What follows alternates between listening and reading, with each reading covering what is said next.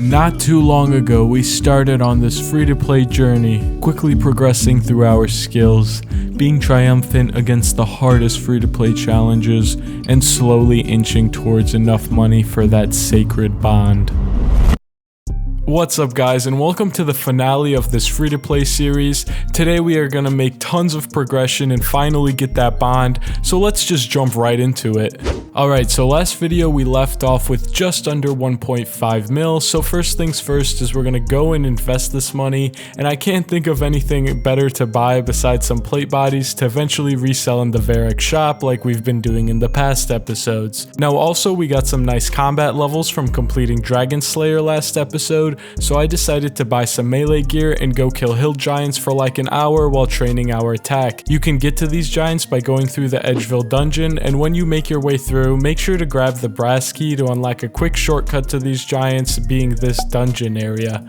Anyways, I killed these giants for an hour training attack and gained 8 attack levels and 1 giant's key, which is a 1 in 128 drop rate, and unlocks the entry to Obor, the hill giant boss. Now I'm not even gonna attempt to try to kill this boss because he's a level 106 and can hit super hard if we don't have overhead protection prayers, which I'm just not gonna go for in free to play because they take forever to get. We also got a clue, and in my inventory is the final cash amount after selling everything off from the giants.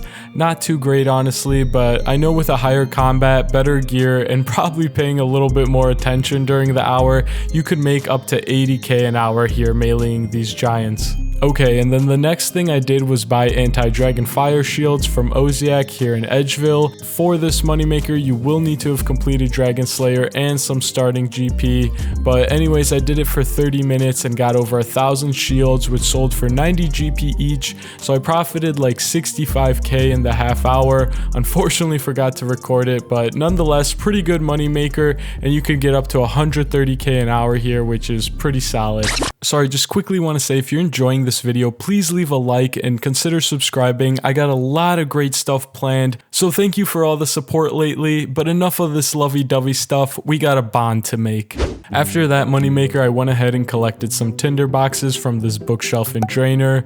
I only did this for like 15 minutes as it was honestly pretty intense and giving me carpal tunnel, but anyways, I got 421 tinder boxes, which I resold for between 40 to 43 GP each, and profited a nice 18k. It's a solid moneymaker. You could make up to 80k an hour here. Honestly, it's pretty intensive though, so I don't know if I'd recommend it. After the tinder boxes though, I went back to the hill giants, but instead of training melee, I decided to train my magic with Fire Blast. I'm trying to get to 55 magic for the high alchemy spell, which should be really strong and a chill moneymaker in free to play. Anyways, after just 2 hours, I got up to level 48 magic and decided to take a break after also completing a clue I got from the giants, and yeah, never lucky, am I right? Man, this is some bullshit! So for my break, I decided to resell the plate bodies that I bought, and I made like 200k in 20 minutes. I also resold some swords to the sword shop in Varrock for like 20 minutes and made just over 100k. These moneymakers are seriously like the best thing you can do in free to play. Watch my earlier episodes if you like want more details on them, they're great. Anyways, I then tried out making some pie shells. All you need for this moneymaker is to buy a bunch of pie dishes and pastry dough, and then you just mix them together. And within an hour, I made just over 2,400 pie shells, which resold for a profit of about 220k. Honestly, this is like super solid and one of the best free-to-play moneymakers we've had this series. But I'll admit, the pie shells took like a day and a half to sell, which was kind of annoying. Alright though, now we're sitting at just over 2.1 mil, and a bond currently costs around 6 mil, so unfortunately we aren't even like halfway there, and I don't want to just grind the same moneymakers constantly, so I decided to go to Lumbridge and stand around looking promiscuous, hoping some horny dudes might come up and give us some money like they did in the first episode. Let's see how this goes. So I'm kind of just killing goblins around here and dancing for people that look rich as they walk by. Pretty quickly though, I found somebody having a conversation about getting money, so I decided to join in. And yeah, they kind of just stood around there for a while, not saying anything, so I just kept walking around, and eventually this dude requested to trade me and gave me 950k. Nice, I'll take it. He also told me to go buy a bond, but like, bro, that's not even close to enough, and he logged out before I could ask for more. And then for the most part, I would just keep trying to shoot my shot with people who would walk through Lumbridge.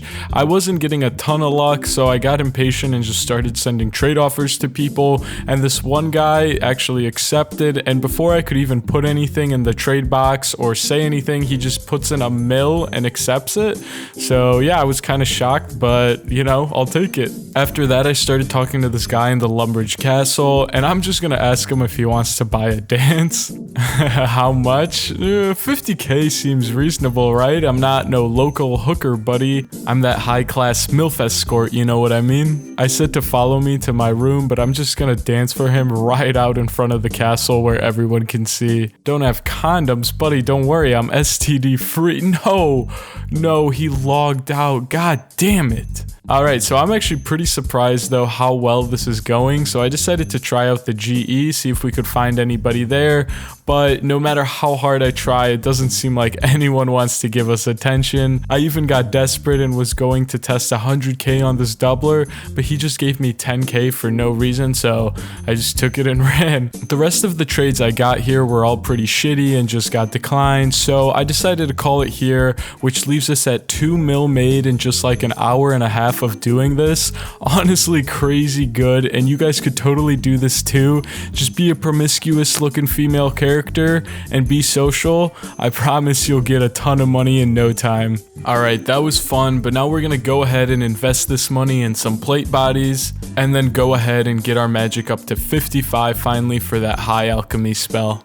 This time I'm going to train my magic at the Ogress Warriors, so I first had to complete the Corsair's quest to access them. I then went ahead to the dungeon and safe spotted these Ogress Warriors, and these things are quite a bit more beefy than like the Hill Giants, so I upgraded to the best mage gear in free-to-play, at least to my knowledge. And it's worth mentioning that the drop table is really solid from the Ogress Warriors, so you can definitely profit while training magic here. Anyways, there's 55 magic after like 4-ish hours being here. It took a while, but it's definitely going to be worth it because now we can go in high alch items. Now I first resold all the plate bodies we bought earlier to the Varrock armor shop to get our cash stack up a bit so we can buy these alchable items. And I like to check what items are good to alch through the wiki alching page, which I'll leave a link in the description. Anyways, the best way to get items to alch is from this clan chat called W308 Anvil. Basically, people sell alchable items in bulk here, and normally for a little discount too, so it's worth getting your alchable items from here instead of the GE, because in the GE you'll have to deal with trade limits and taxes, and it's just stupid. But yeah, it only took me 5 minutes to find someone to sell me some plate bodies, so let's just go ahead and alch them.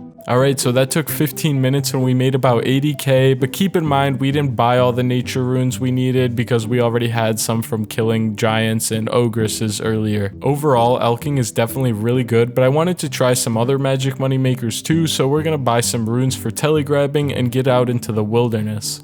So I'm gonna go telegrab some nature runes here in the wilderness. This is a really lucrative method for only needing 33 magic, but it's also risky because you are in deep wilderness, so I'm bringing some food and some runes to teleport out in case someone attacks me. And alright, that took just about 15 minutes and we got 45k worth of nature runes, so I'm gonna go back and bank and then come back. Alright, second time isn't going so smooth, boys. We got PK'd almost immediately. Let's see if we can get out. Oh shit, this is multiple people.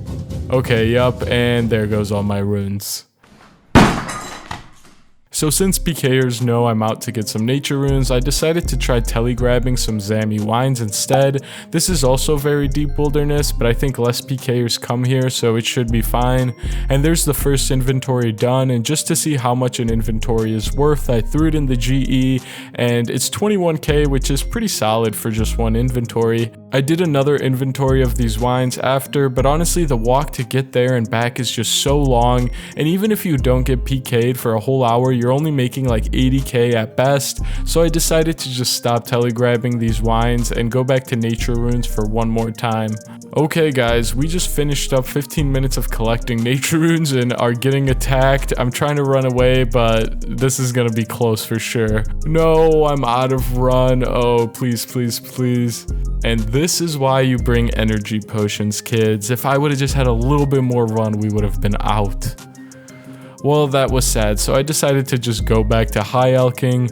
This time I bought green dragon hide tops and alched them for about 50 minutes for a profit of like 120k, but keep in mind 250 of those nature runes were free from telegrabbing in the wilderness. Anyways, when I went to go buy more, no one was selling anything besides rune plate legs, so whatever, I bought 100 of those and alched them while buying feathers in Port Sarum. Pretty quickly I ran out of alch, so I just bought up the feathers for the rest of the hour because it's actually supposed to be a really good moneymaker. So I managed to get over 250k feathers in the hour and put those in the GE for 3 GP each. I also bought more high alch items, finished them out, and called it a night. Tomorrow. Alright, the feathers finished selling, which is great to see. I then went ahead and got some green dragon hide tops to alch and went back to the feathers while alching. I think this combo makes me like 350k an hour, which is nuts for free to play. Also guys, just want to say if you get any random events, make sure to do them because you'll almost always make a couple thousand GP from them. Like in this maze, I got over 1,000 iron arrows and some random runes. Okay, so that took just about 2 hours and we ended up with over 400k feathers and obviously everything alched. So I put those in the GE and now I want to go back to the wilderness and try to pick up some chaos runes at the Dark Warriors Fortress. This place is great because it's below level 20 wilderness, so if anyone tries to attack us, we can just teleport out no problem.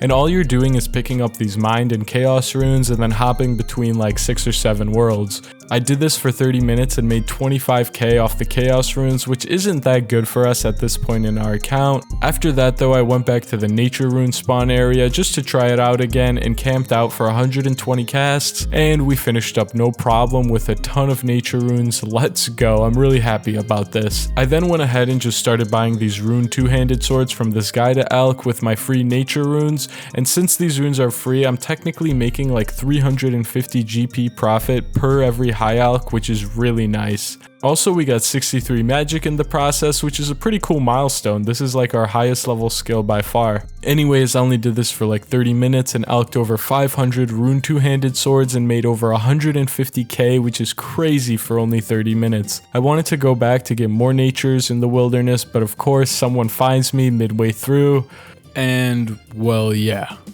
So we died there, but honestly not even that mad because when I checked the GE, I saw all the feathers had finished selling, so I was thinking I could maybe afford a bond, and when I put in the offer, well, yeah, we got it. And with this bond, we've officially gone from nothing in free-to-play to membership on this account, and it took just over 2 days, and we trained up the account like a really good amount. I'm really happy with all the progress we made. Like overall, this video was really fun to make, so I hope you guys enjoyed it, and let me know if you want more content like this in the future, and if you watched this whole series and made it to the end, you're a real one, and let me know in the comments, because that's just dope. But yeah, I appreciate all the support. Thank you guys for watching, and as always, have a good day.